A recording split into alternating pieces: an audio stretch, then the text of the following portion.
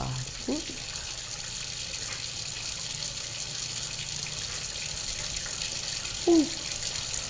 Pinatay ko naman ito kaninang umaga.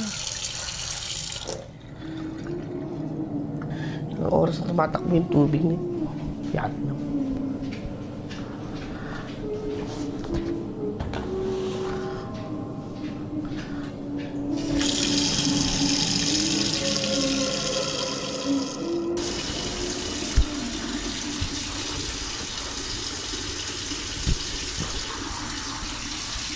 Sira yata yung gripo. May sira yata yung gripo.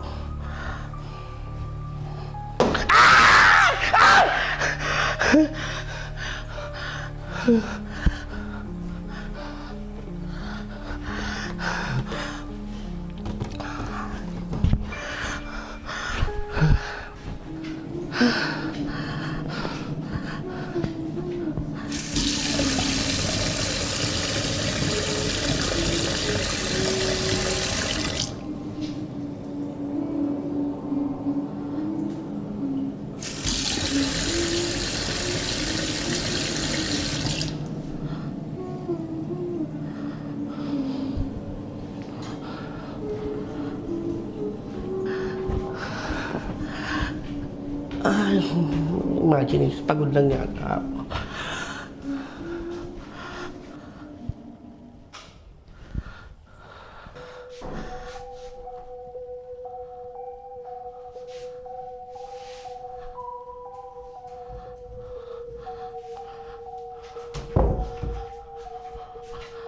Ilaw naman yung may problema. Nakaka-stress. Natulog na lang.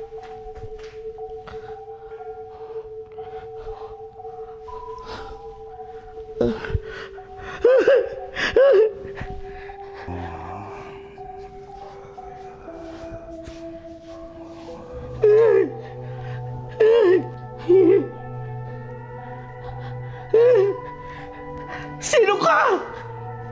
Hindi mo na kailangang malaman ang pangalan ko. Matagal na akong nakatira dito. Anong pangalan mo? Anong pangalan mo? At bakit mo kailangang malaman ang pangalan ko?